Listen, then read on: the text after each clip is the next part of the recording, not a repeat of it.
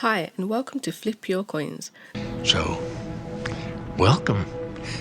This channel is dedicated to showing you how to flip your coin. We'll be discussing side hustle ideas and tips, ways to save your money and make money, while also delving into those hot topics of the financial world.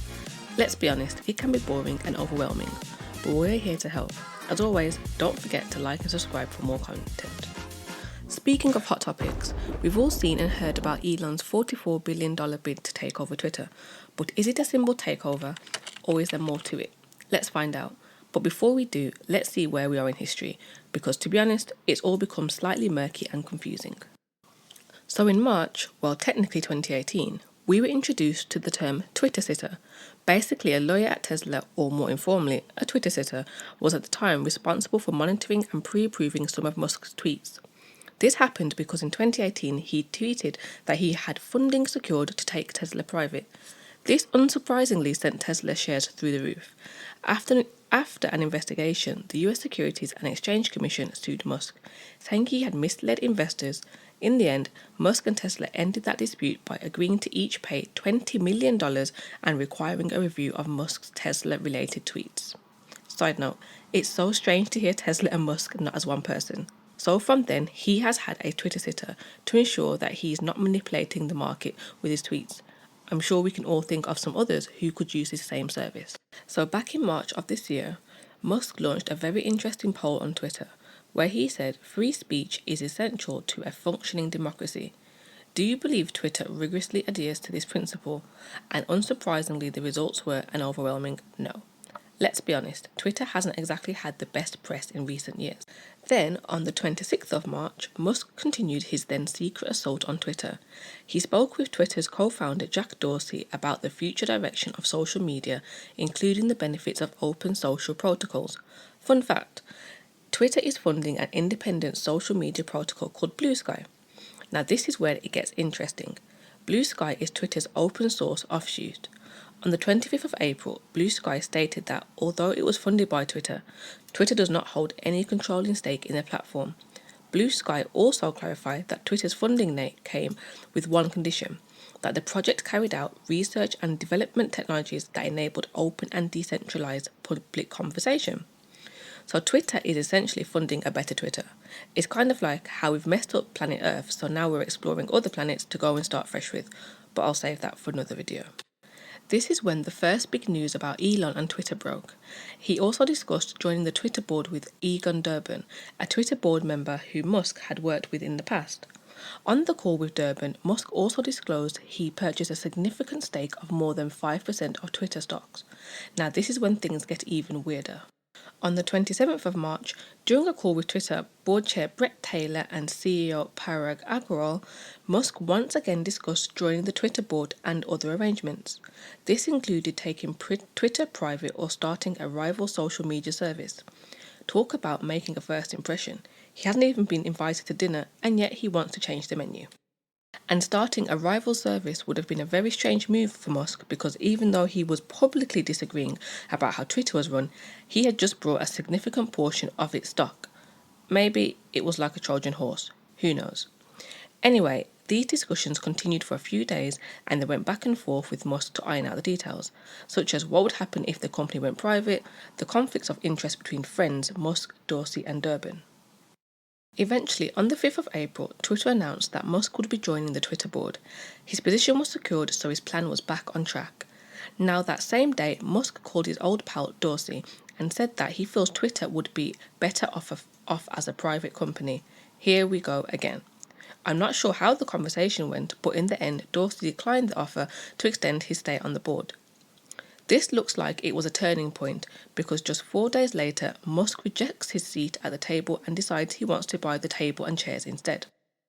So this caused a buzz of emergency meetings and discussion, and on the 12th of April, Twitter's board met with its lawyers as well as financial advisors and discussed the potential impact of Musk's offer or a decision to decline it. The board, for the first time, discussed a shareholders' rights plan, better known as a poison pill defense, which would make Musk's shares worthless and make it nearly impossible for him to execute a hostile takeover of the company. On the 13th of April, Musk sent his acquisition offer to Taylor, seeking to buy the company at $54.20 per share, making it about $44 billion. And here's a text of that letter. Press pause and take a read. Now, Elon, being Elon, decided to make tweets that led the Twitter board to believe Musk might commence an unsolicited tender offer. One tweet just said, "Love me tender." Elon, never change. On the 15th of April, Twitter adopts the poison pill, buying them time to consider Musk's proposal. Now, up until this point, I think we all just assumed that Elon would be able to buy Twitter because the man has money that I cannot even fathom. Forbes named him the wealthiest man on earth. But clearly that was not the case because on the 21st of April, he announced that he had secured $46.5 billion in financing for this acquisition, the first real assurance that Musk would be able to buy the company. A few days later, Musk sends another letter to Brett, the board chair, urging him to accept the offer. It seemed to have worked because if Elon had sold his 9% share in Twitter, that was supposed to be 5%, it would have driven down the company's stock price and caused another host of problems. Moral, be careful who you invite to your table. So that brings us to where we are now. And it seems that Elon has buyer's remorse because on the 13th of May, he tweeted that the deal is now on hold until he can confirm the share of fake accounts on Twitter.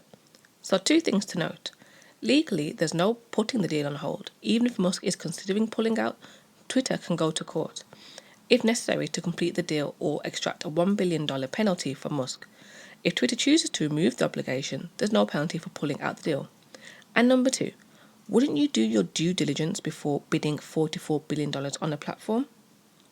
Musk has recently secured $6.25 billion in investment from third parties because he could not buy Twitter without selling large portions of his Tesla stock. Investors included venture capital firm Andreessen Horowitz, the crypto exchange Binance, and Oracle CEO Larry Ellison. So what is his end game? This whole takeover has raised many questions. Another social media giant coming under the control of a single billionaire is alarming, especially because of all the user data this purchase will allow him to have and how far he will take the free speech he has promised. It is possible that one man could have the monopoly on vehicles, space, and now social media. The phrase "absolute power corrupts absolutely" comes to mind. He has said that free speech is the bedrock of a functioning democracy, and Twitter is the digital town square where matters vital to the future of humanity are debated. And while I agree that free speech is a nice idea in principle, we have seen that doesn't always work on social media. Twitter permanently banned Donald Trump from the platform for spreading false information and was blamed for inciting the January 2021 riot on Capitol Hill. Now, what will happen if Musk brings Trump back to Twitter? At the moment, social media companies struggle to contain misinformation and hate speech. Musk, whose tweets can lead to bullies rising up and shares to tank, does not seem too keen on content moderation. By saying Twitter is not living up to its potential to be a platform for free speech, he seems to be saying he would scale back on this content moderation aspect.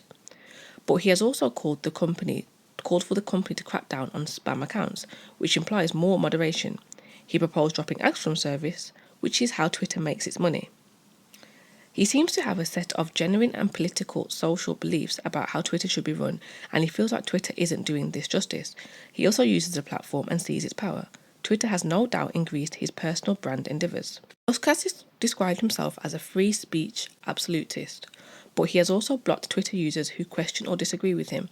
Regulators have also accused his car company Tesla of retaliating against black workers who speak up against discrimination. I believe the problem is not free speech, but the irresponsible abuse of free speech, leading to disinformation through the sea of social media.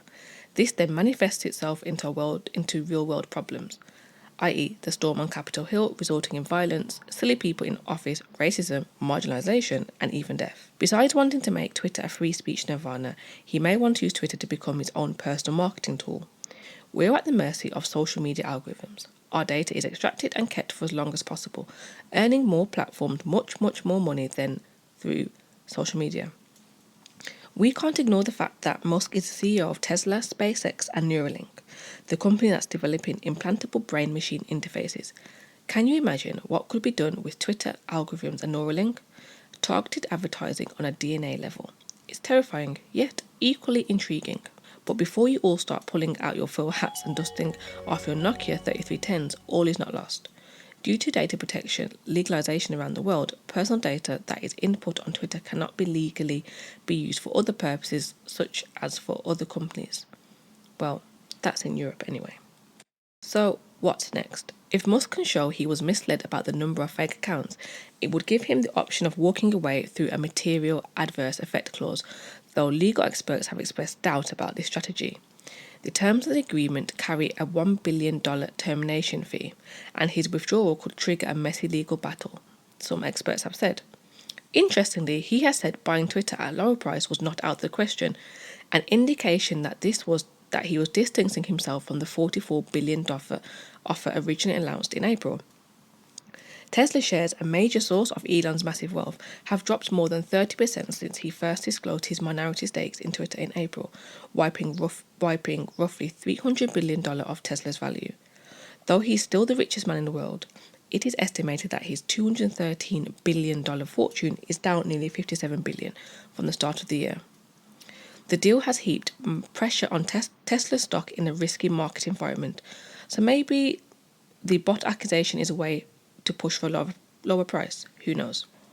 If the Twitter bid falls through, I suspect Elon will continue on his venture to make social media free again and create his own platform. However, will his 93 million followers and more follow him to the next chapter? Will it be like the Lord of the Flies? Whatever happens, I'm sure we will be watching, reading and tweeting in earnest. Thank you for watching, and I'll see you in the next video. Drop down in the comments below on any topics that you would like me to cover, and thank you once again. See you soon.